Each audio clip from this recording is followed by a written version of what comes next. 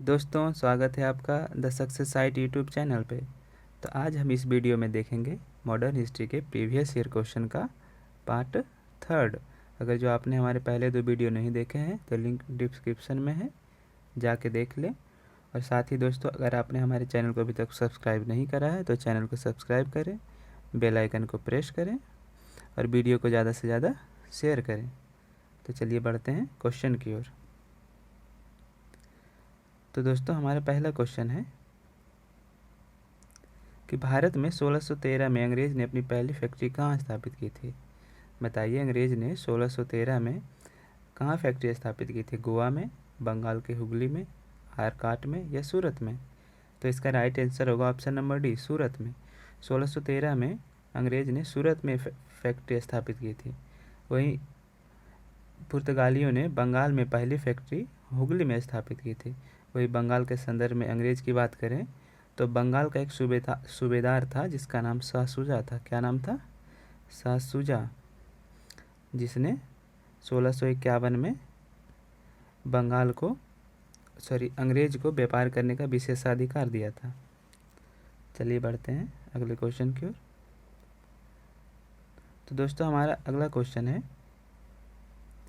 कि निम्नलिखित में से किस अधिकारियों ने पुर्तगालियों स्वाली के स्थान पर हराया था? बताने कि निम्नलिखित में से किस अधिकारी ने पुर्तगालियों को स्वाली के स्थान पर हराया था?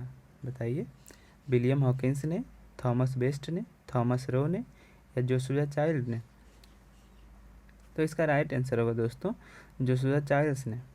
स्वाली के स्थान पर 1612 ईस्वी में अंग्रेज और पुर्तगाली के बीच युद्ध हुआ था, जिसमें अंग्रेज के नेतृत्व जोशुआ चाइल्ड्स कर रहे थे।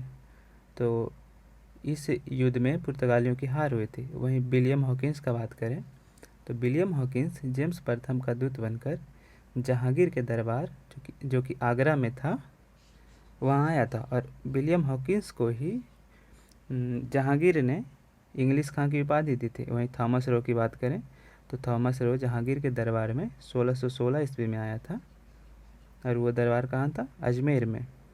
चलिए बढ़ते हैं अगले क्वेश्चन की ओर। तो दोस्तों, हमारा अगला क्वेश्चन है, निम्नलिखित यूरोपीय व्यापारी कंपनियों में से किसने सूरत में सर्वप्रथम कारखाना स्थापित की थी? बताइए, सूरत में किसने पहले कारखाना स्थापित की थी? डचों ने, अंग्रेजों ने, फ्रांसीसियों ने या पुर्तगालियों ने? बताइए, इसका राइट आंसर होगा ऑप्शन नंबर बी, अंग्रेजों ने। अंग्रेजों ने कब स्थापित की थी? 1608 में स्थापित की थी, लेकिन एक अस्थायी कारखाना थी, जो कि 1613 में एक अस्थायी कारखाना की स्थापना सर्वप्रथम अंग्रेजों ने की थी। चलिए बढ़ते हैं अगले क्वेश्चन की ओर। तो दोस्तों, हमारा नेक्स्ट क्वेश्चन है कि वर्ष 1613 में अंग्रेज ईस्ट इंडिया कंपनी को कहाँ एक कारखाना स्थापित करने की अनुमति मिली थी? बताइए, बंगलौर में, मद्रास में, मसूलीपट्टनम में या सूरत में? बताइए, इसका राइट आंसर क्या होगा? तो इसका राइट आंसर होगा ऑप्शन नंबर बी। 1613 में अंग्रेज़ों को मद्रास में व्यापार करने की अनुमति दी गई थी।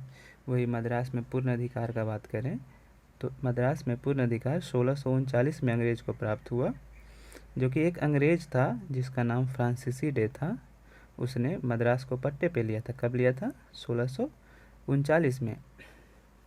वही ऑप्शन सी को देखें तो मसूलीपट्टनम में अंग्रेज ने 1611 में अपनी पहली फैक्ट्री स्थापित की थी। वहीं सूरत का बात करें तो 1608 में अपनी फैक्ट्री स्थापित करने की कोशिश की थी, लेकिन पूर्णतः एक अस्थायी फैक्ट्री 1613 में स्थापित की थी। चलिए बढ़ते हैं अगले क्वेश्चन की ओर। दोस्तों, हमारा नेक्स्ट क्वेश्चन है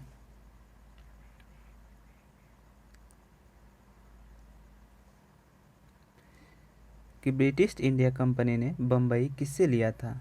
बताइए, डचों से, फ्रांसीसियों से, डेनिशों से या पुर्तगालियों से? तो इसका राइट आंसर होगा दोस्तों पुर्तगालियों से। तो पुर्तगाली की एक राजकुमारी थी जिसका नाम था कैथरीन ऑफ ब्रेंजा, जो अंग्रेज के राजा चार्ल्स द्वितीय से विवाह किया। तो दहेज के रूप में पुर्तगालियों ने अंग्रेज को बम्बई दे दिया, और चार्ल्स द्वितीय ने 1668 ईस्वी में अंग्रेज अर्थात ईस्ट इंडिया कंपनी को 10 पाउंड किराए पे, कितना, 10 पाउंड किराए पे दे दिया।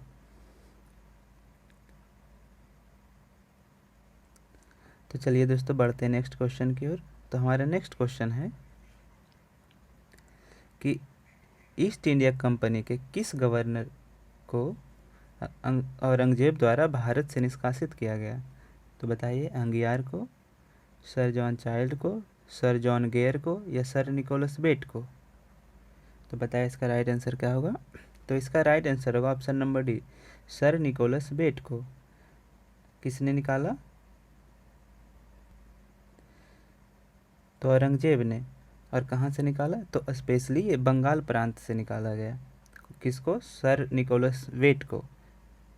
तो यहीं अंगियार का बात करें तो अंगियार जिसने बम्बई की स्थापना की थी, अंगियार ने बम्बई की स्थापना की थी। तो चलिए बढ़ते हैं अगले क्वेश्चन की ओर। तो दोस्तों हमारा अगला क्वेश्चन है कि निम्नलिखित में से प्रथम कर्नाटक युद्ध का कौन सा तत्कालीन कारण था? बताइए, अंग्रेज और फ्रांसीसियों की प्रतिद्वंदिता, ऑस्ट्रिया की राजगद्दी की जंग, कर्नाटक की राजगद्दी का मसला, या अंग्रेज द्वारा फ्रांसीसी जहाज़ों का अधिग्रहण? तो बताइए इसका राइट आंसर क्या होगा? तो इसका राइट आंसर होगा ऑप्शन नंबर बी, ऑस्ट्रिया की राजगद्दी का जंग। लेकिन कई इतिहासकारों का मानना है कि अंग्रेजों द्वारा फ्रांसीसी जहाज़ों का अधिग्रहण। तो चलिए बढ़ते हैं अगले क्वेश्चन की ओर। तो हमारा अगला क्वेश्चन है कि कर्नाटक युद्ध किन किन के मध्य लड़ा गया? बताइए, कर्नाटक युद्ध किन किन के मध्य लड़ा गया? तो अंग्रेज व फ्रांसीसियों के बीच, अंग्रेज व डचों के बीच, अंग्रेज व मराठों के बीच, या हैदर अली व मराठों के बीच? तो बताइए प्रथम कर्नाटक युद्ध कब हुआ? पहले ये पता होना चाहिए। तो प्रथम कर्नाटक युद्ध 1746 से कब? 1746 से 1748 तक किसके किसके बीच हुआ? तो अंग्रेजों और फ्रांसीसियों के बीच। इसका ऑप्शन ए राइट है। तो चलिए बढ़ते हैं अगले क्वेश्चन की ओर। तो हमारा नेक्स्ट क्वेश्चन है कि निम्नलिखित में से कौन सा प्रथम यूरोपीय व्यक्ति था जिसने भू क्षेत्र अर्जित करने के उद्देश्य से भारतीय राजाओं के झगड़े में भाग लेने की नीति आरंभ की? बताइए कौन था? क्लाइव था, डुप्ले था, अल्बुकर्क था, या वॉरेन हेस्टिंग था? तो बताइए इसका राइट आंसर होगा option number A, Clive.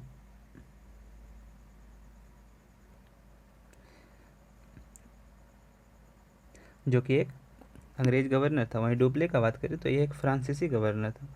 Albuquerque का बात करें यह पुर्तगाली गवर्नर था। वहीं वॉरेन हेस्टिंग का बात करें तो ये बंगाल का प्रथम गवर्नर जनरल था, जिसका कार्यकाल 1772 से 1786 तक चला। तो थैंक यू दोस्तों पूरा वीडियो देखने के लिए। अगर वीडियो पसंद आता है तो वीडियो लाइक करें और ज़्यादा से ज़्यादा शेयर करें। फिर मिलते हैं नेक्स्ट वीडियो में। धन्यवाद।